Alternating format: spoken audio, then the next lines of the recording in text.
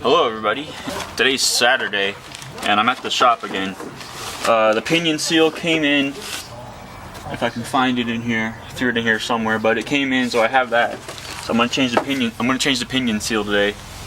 And then shit, do I have it in here or not? Hold on, okay, it's right here. Okay, pinion seal, right here.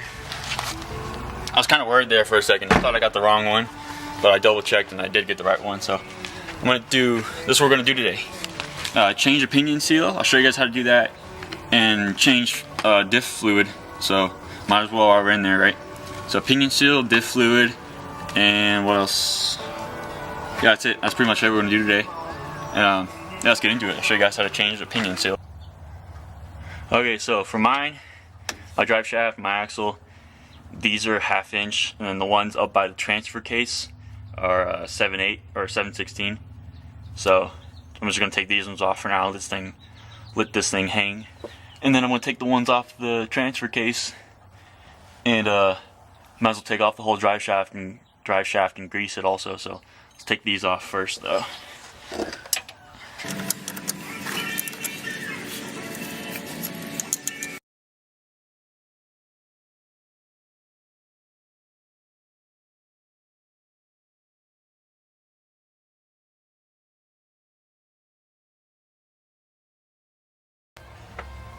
Okay, so I got these ones loose. It's just 4 bolts on the backside, pretty easy.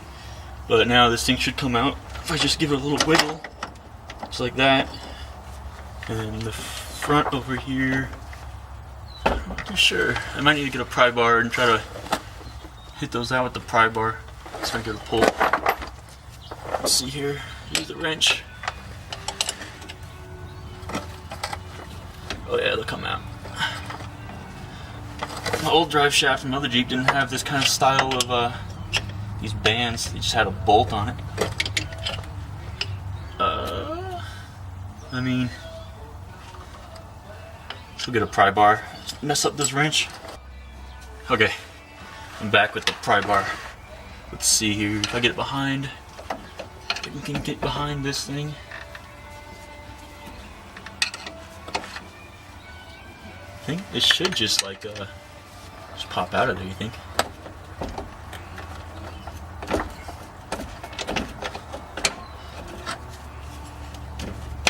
Okay, there we go.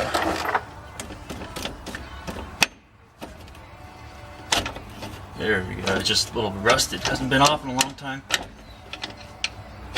And try not to mess up the freaking your U-joint there. Don't try to mess up that thing.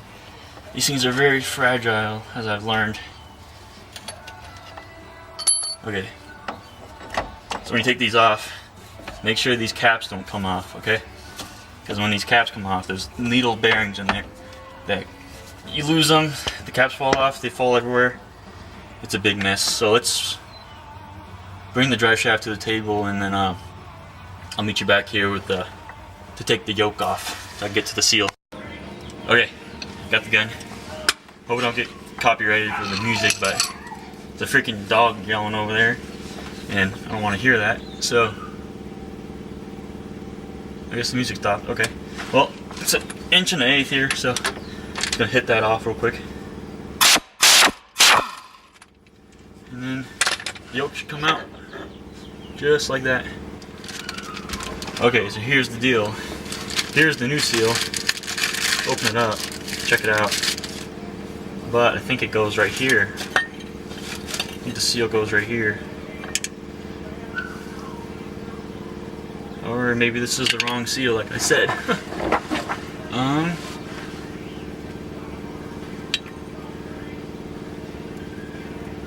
Or maybe this had no seal in it. I need a flashlight. Be right back. I don't think this is a seal. It's a seal, but I don't think it's the right seal. Or maybe I got the wrong seal.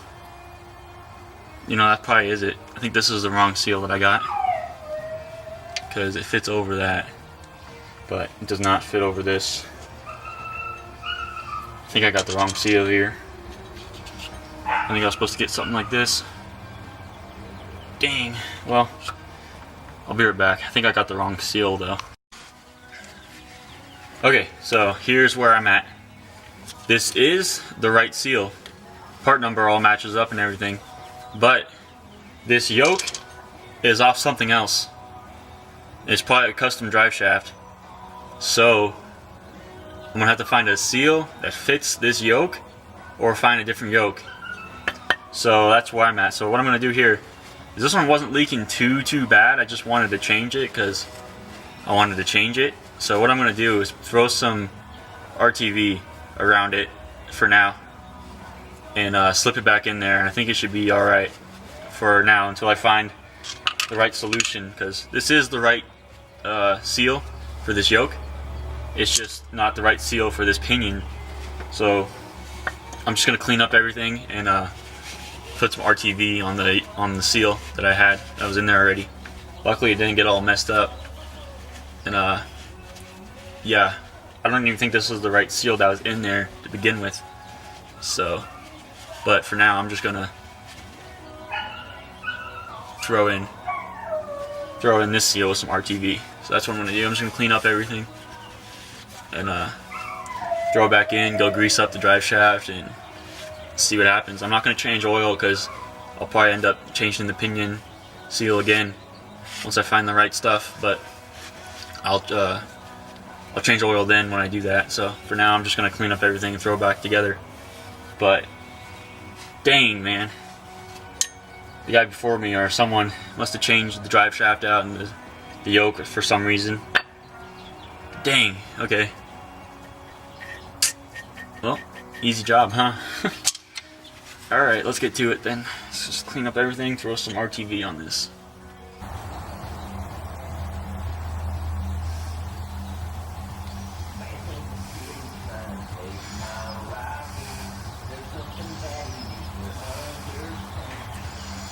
That should be enough right there. Let's give a nice smooth layer of it. Yeah. Don't get any on the inside either.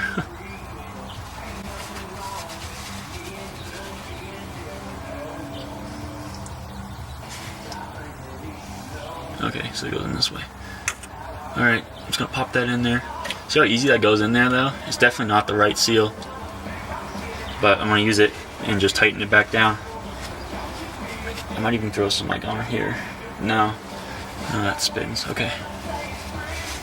Okay, I'm just gonna clean up this thing now and then that'll be it. But would have been nice to change out the seal to the right one, but this yoke's different. I kind of thought it was different because how it looks, but it's whatever. Can't change it now. I could get a different yoke if I find one. I go to the junkyard and grab a yoke. Get super yoked, man. Alright, there's that. That's back on. Okay. Well, let's go grease the let's put the nut back on so nothing falls out. This is supposed to be torqued to 150 foot-pounds, I think. I'll look, but I'm just gonna tighten it up for now and I'll check it.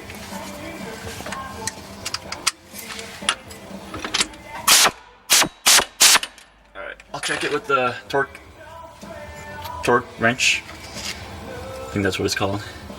But yeah, let's go grease the drive shaft. Okay, never greased the drive shaft before. It's real simple. It's just one for the sleeve, and then if you have a drive shaft like this, there's a couple up here, and then there's one up here somewhere. So pretty much just grease it and make sure these don't pop out, because they will. Once you start putting grease on, they'll expand. So what you can do if it doesn't take grease is be very careful. Pop this cap out. Make sure none of the needle bearings stayed on there. Okay. I'm gonna just pack it with grease. I'm gonna put some grease on this actually. Okay, and then just slip this back on over. And boom, you got a greased Dana Spicer. Okay. When I say be careful with these things, I mean be careful with these things. These little, see those little needle nose bearings in there? Those things fall out. They're a mess to deal with. So just be careful with these things. And just slip them back over, and you're done. Make sure it turns and everything all fine. You're good. Okay, so let's see if this one takes grease. Okay, so I torqued it down to 150 torque, 150 foot-pounds, and pretty much just wrapping up everything right now, putting it back on before I get out of here. So yeah, I thought might as well, while I'm doing this, tell you guys a story about what happened yesterday and how I almost bought a CJ7.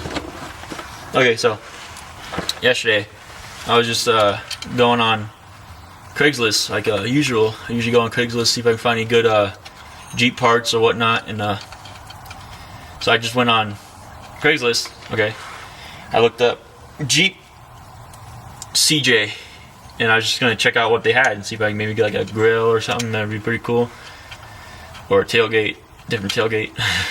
Even though I just did this tailgate, which I'm super happy with. That thing's holding up pretty nice. But yeah, I saw this. The guy was selling Jeep CJ7 for, what was he asking? 6,500 ish. Okay. So I automatically I was like, oh my gosh, that's a good deal. Because Jeep CJ7s are pretty expensive. You ever try looking into one, buying one? So I saw this guy, he had the Jeep on Craigslist for sale.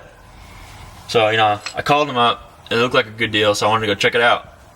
In the ad, it said it had a V8 from a Wagoneer, Dana 44 from the Wagoneer up front. It was shortened, and in the rear, a Ford 9-inch off of from old Bronco, I think he said. That was also shortened, but I'm putting this on the wrong way. So either way, I'm gonna go check it out. It looks super clean. I'll throw some pictures up here. But either way, I saw it on Craigslist, and I'm not gonna not go test drive a freaking CJ that's meant for rock crawling. Okay, had like a, I don't know, pretty huge lift on it, which is good for rock crawling. But me, I'm more of like a overnight camping guy. You know what I mean? That's my style. I'm sticking to it. But either way, you guys get to watch me struggle, put this thing on with my head, different angles and whatnot. But either way, yeah. So I met the guy, super nice guy. He pulled up in a 99 TJ, so we instantly just became best friends right there. Okay, I have a 98, he has a 99. And you're not gonna be best friends with somebody that has a 99 Jeep. It was also white too, so pretty cool. But get out of there. Okay. Yeah, so I meet the guy. The Jeep's looking good. I mean, real good. Starts up real nice, easy. Sounds nice. It ran pretty nice, surprisingly. But either way, so I went to go check out the Jeep. I went to go take it for a test drive, and it goes about 70 with 513 gears on it, running 37-inch tires, which I was surprised. I didn't even know that was possible, but yeah, I did. So I took it for a test drive. Okay, I mean, it got up to 70 just fine. First gear was a granny gear, so you just take off in second, and there's third and fourth, and pretty much second and third are just like you're in there for like a couple seconds and you switch gears. In fourth gear, I think I switched to fourth gear, going about 25, and then from running around 65, the RPMs were about 3,000, which isn't bad. I mean, in fourth gear, that's not too bad for what kind of gearing it had in the tires. I mean, that's not too bad. But for me, that Jeep would have been too much, I think.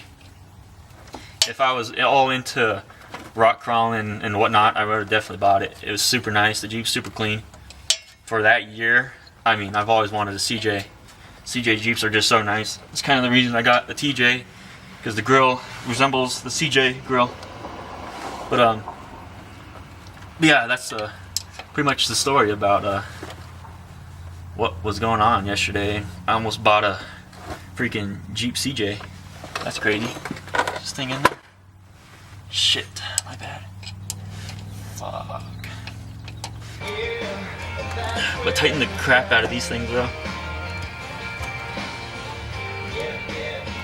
Okay. Do not want these things coming loose. That would be a bad time.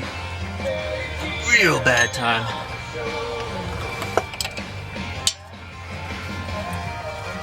A real bad time. One of these things came loose on the highway. Woohoo! Had these things come loose on me on dirt roads when I was going like 25, and that's scary.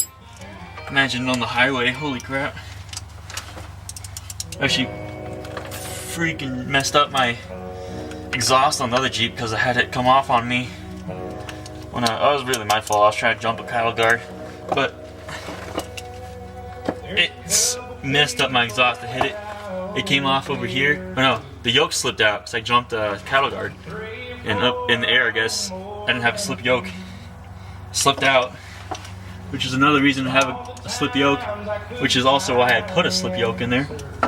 But it came out mid-air, started driving again. I just hear this boom, boom, boom. It wouldn't go forward at all. I was like, oh crap, I did something. So I looked down there, lost the yoke for the, goes into the transfer case. And yeah, pretty much limped that thing home. The U-joint was all messed up, did not have a spare. I was about 10 miles out of town on the dirt road, no one was going by. It was like midnight already.